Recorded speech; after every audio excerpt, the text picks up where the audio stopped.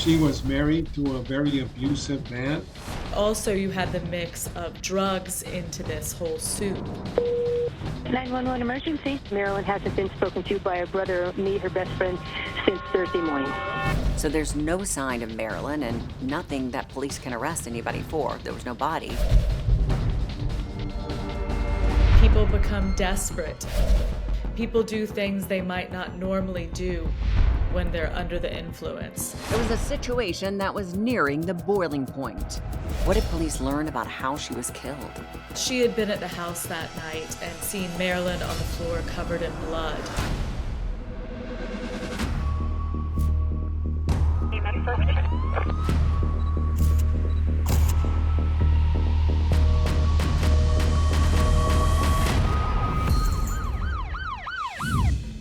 Hi, I'm Nancy O'Dell. Today's crime exposé takes us to Albuquerque, New Mexico. A longtime postal employee disappeared and no one had a clue what happened to her. When the woman was found murdered, police turned their search to those closest to her and were shocked to find out who her killer was. Neither rain nor sleet nor snow could keep Marilyn Gandert down. The divorced grandmother was nearing retirement, and her outlook was upbeat. But life had not been easy. Marilyn Gandert was a very beloved woman. She was very quiet and reserved. She worked for the Postal Service for over 30 years, but sadly, that calmness she exuded in public didn't extend to her personal life. She was married to a very abusive man. Her son committed suicide playing Russian roulette. She was a woman that was tormented by tragedy. After Marilyn's son dies, she helps take care of his grieving widow, who was named Alyssa, and her son and a friend named Annie Riel. And times are really hard economically for Alyssa, but also you had the mix of drugs into this whole soup. Marilyn was really doing a great favor to Alyssa by giving her a home to stay in that she just had to pay rent on. So there was tension there because Alyssa thought that she should have access to that house rent-free because she had been married to Marilyn's son. While Marilyn worked towards retirement, her tenants, a daughter-in-law, a grandson, and their friend were in the grips of drug addiction. People become desperate. People do things they might not normally do when they're under the influence. Month after month, the trio missed their rent payment. It was a situation that was nearing the boiling point. One day, Marilyn Gandert disappears. This isn't like Marilyn at all. Marilyn is retiring. She's a homebody. She's not someone who just takes off. 911 emergency. Hi, I'm here at, I think it's called Taylor Ridge. The garage door's open. Their eviction, they were supposed to be out by Friday. They were all there yesterday moving. But Marilyn hasn't been spoken to by her brother, me, her best friend, since Thursday morning. Police respond to the house where they find her truck is parked in front. Car keys are inside the house. And then from there, they go to the rental property where Alyssa and her son and friend live. At the rental house, police discovered Alyssa and her friend Annie loading their belongings into a vehicle. They appeared to be moving out and in a hurry. And Alyssa says basically, I don't know where she is. I don't think anything's wrong. I was talking to her recently. All right, so can you tell me, did you meet Marilyn at all last week? Did you see her all last week? Yeah, well, she was here when we were moving stuff. We're all upset about the situation of moving out and living in a hotel, basically. Okay. And that's as far as I know. Were any of you guys paying rent? I wasn't. We're trying to figure out, where she's at, because, it's cold and we want to try to find her. The police did not pick up any bad vibes. She came out very cooperative, said that Marilyn had given her the keys because they were in the process of moving out. Police had no evidence of a crime, so they left. But something wasn't adding up. Then they learned new information about the renters who were vacating the property. And at some point, the police learned a really important detail, which is that this motley trio were being evicted by Marilyn for not paying rent, which nobody bothered to mention at the beginning. So this is the situation, okay? First off, we're investigating the disappearance. I believe it's your mom? It's my mother-in-law. Your mother-in-law, okay. Okay, so she's your landlord here. Yes. She never charged her husband for the house at all. We never had to pay for this until he died, and then she wanted me to pay. I lost my job, looking for a job now, and I couldn't pay rent. And so she said, I'm just going to have you evicted. And I was upset about it a little bit. I was like, can't we work something out? No. Okay. Dad told them that they were hiding something. So there's no sign of Marilyn and nothing that police can arrest anybody for. There was no body. So what then changed? So a day later, out on a mesa in a secluded area, the middle of nowhere, a body is found burned on a mattress. And this horrifying sight catches the eye of passerbys. Dental records confirm that this is indeed Marilyn's body. This has gone from a missing persons case to a murder case. Police returned to the house to deliver the bad news to Marilyn's former daughter-in-law, Alyssa Bickett. And this time, the reception was different. Investigators go back to the house to tell Alyssa and her roommate Annie that Marilyn has been murdered. They get very defensive very quickly, kind of like, I don't know what you're talking about, everything was fine. Marilyn was absolutely fine with me having the keys. And they know that's not the case, and the keys were in fact in Marilyn's house. So investigators go back to the hotel where her grandson Drake is staying. And they say, your grandmother has been murdered. And he has no emotion, no reaction. They actually ask him, aren't you upset? And he goes, yeah. But he doesn't seem upset at all. So this is very, very curious. This is a grandmother who has known him from the time that he was born, and he showed no concern whatsoever. So police do a search of the house again, and they find some blood in the foyer.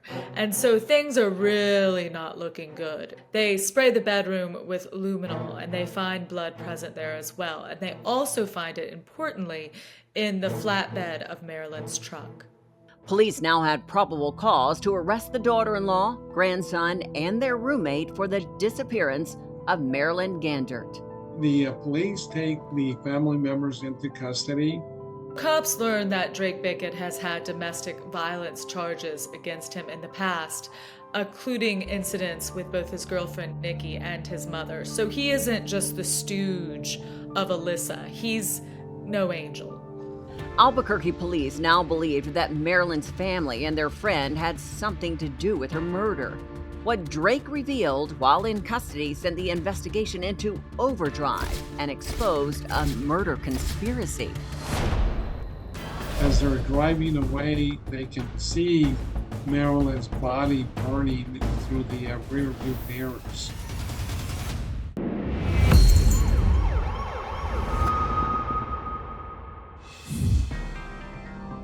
Albuquerque police had a mystery on their hands. Beloved grandmother, Marilyn Gandert, had been brutally murdered and dumped on a remote mesa. Police suspected that Drake Bickett, Marilyn's grandson, knew what had happened to her. And his stunning admission to police placed himself at the center of her murder. Drake said that his grandmother on numerous occasions had stated that she wanted Drake to kill her. Like, I'm gonna tell you the honesty. Okay. My grandmother said, I'm too old. Will you please kill me? Multiple times, drunk and sober. Okay. That is honestly. That is honestly. He was trying to make it appear that he was just pressured by his grandmother to kill her. And he really was trying to come up with a flimsy excuse. But I expect you guys to be able to understand, if an old woman is old and having to work for her children, right? Mm-hmm. Then I'll do what she wants, So you're saying that at some point your grandma asked you to kill her? She was like, yeah, I get real tired at night, mm-hmm. and I want to die, you know? So did you do that for her? Yeah, like... When did you do that? In my house. Like, that's what she wanted, and obviously, like, I'm gonna cover it up or whatever, and I don't want to get caught. And then he stops there, and he says, well, you know, I don't want to go any further without an attorney. I passed her away, you know what I'm saying? Like... So how did you do it? Just essentially, that's it. Like, that's all the information without a lawyer. At this point, things have really started to unravel. Neighbors talk about hearing fighting the night of the murder, and then a woman named Nikki, who was Drake's girlfriend, comes forward and tells a really horrifying story that she had been at the house that night and seen Marilyn on the floor covered in blood. Drake's girlfriend tells police that she was an unwilling participant in Marilyn Gandert's murder and the disposal of her body. Nikki tells police that she was forced by Alyssa to drive Marilyn's pickup truck with Marilyn's body in the truck bed and a mattress on top of it out into the desert. And there she watched in horror as Alyssa poured accelerant over the body and set it aflame. Cops then interviewed Alyssa, who told a disingenuous tale of family members turning on family member. The family members earlier in the day had been using drugs, which now is affecting their common sense. Marilyn came to the house to evict the family. Marilyn came over and said, I'm evicting you, right? You haven't paid rent for many, many months. I'm evicting you. And then Alyssa basically sicked her son onto Marilyn, his grandmother. They started beating her, jumping on her, and then they got a small baseball bat. They started to beat her with that. They tried to strangle her with a telephone cord. And then Drake appeared with a knife and started to stab his grandmother in cold blood. And Alyssa came out with like a bat, and she gave the bat thing to Drake. She was screaming, Alyssa, please don't. And Drake started hitting her. We all took turns, and then Drake started stabbing her. There's little honor amongst thieves, and all three suspects tried to deny responsibility for the murder, but they couldn't hide the fact that it was premeditated and brutal. And that is just horrifying, that a mother would tell someone to kill their grandmother in front of them, all over eviction. And so shocking that two of these killers were family to Marilyn. So were they trying to point the finger at each other? Alyssa says Andy jumped on Marilyn, but tries to protect her son Drake by leaving him out of the picture. So as police pretty much put together what happened based mainly on Annie's testimony, they start to see that Drake is the real actual murderer here. He's the one who stabbed her. He's the one who really gave the devastating blows to his grandmother. Drake Bickett may have held the knife, but police say they knew who set the plan in motion and who orchestrated the murder. Alyssa, though, is really the Lady Macbeth here. She is the gang leader. She is the organizer. She is the one who really called for and executed Marilyn's murder. All three defendants tell wildly different versions of what happened. But Annie pretty much is honest and tells investigators exactly what went down. And her version is the one that they mostly believe. Once Marilyn was dead, police say the three, with Drake's girlfriend behind the wheel, set out to hide evidence of their crime. They drive to this isolated area on the West Mesa of Albuquerque. They toss the mattress, put Marilyn's body on top, and then Alyssa gets a can of gasoline and soaks Marilyn in the mattress and then lights it up. As they're driving away, they can see Marilyn's body burning through the rear view mirrors. Luckily, they have all three of them dead to rights. I mean, Annie really rolls over and turns state's witness, and so all three of them are charged with murder. A heinous and cowardly act had been exposed. And police say the motive for their murderous frenzy was as senseless as the killing. She was angry. Marilyn owed her something, and she was going to make sure Marilyn was destroyed.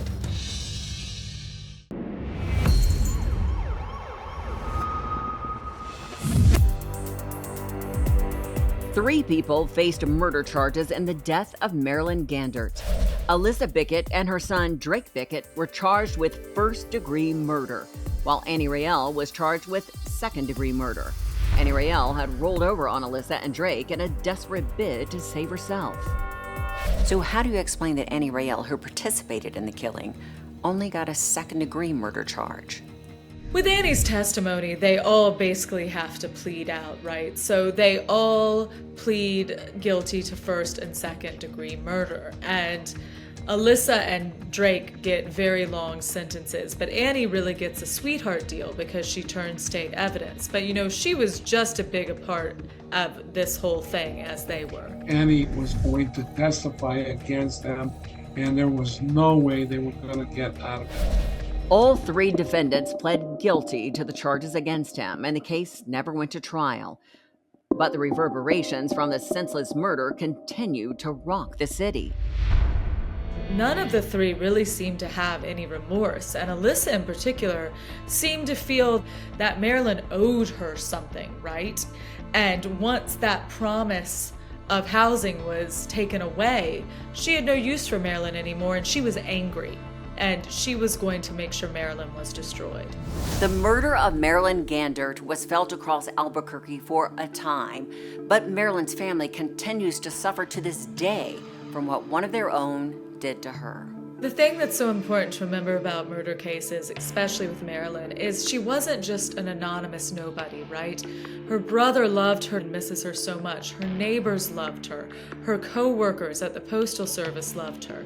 So this isn't a crime that isn't without many, many victims. As part of their plea deal, Alyssa and Drake Bickett received long prison sentences for the murder and will be very old when they are eligible for parole. In exchange for testifying against them, Annie Rael was given a lesser sentence of 12 years.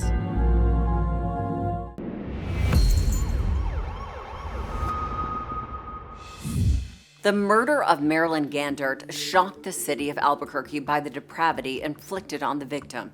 The killing of a grandmother, the murder committed by her own family, is hard to comprehend.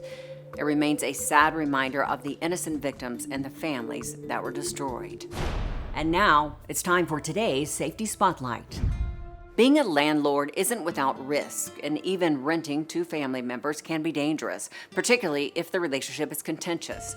For your safety, avoid renting to anyone if there's animosity, financial insecurity, or if they have a history of physical abuse or drug addiction.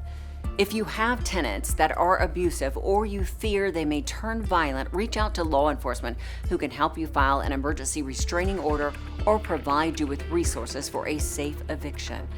While we all want to help friends and family, our personal safety should always come first. I'm Nancy O'Dell. For everyone here at Crime Exposé, please join us next time and stay safe.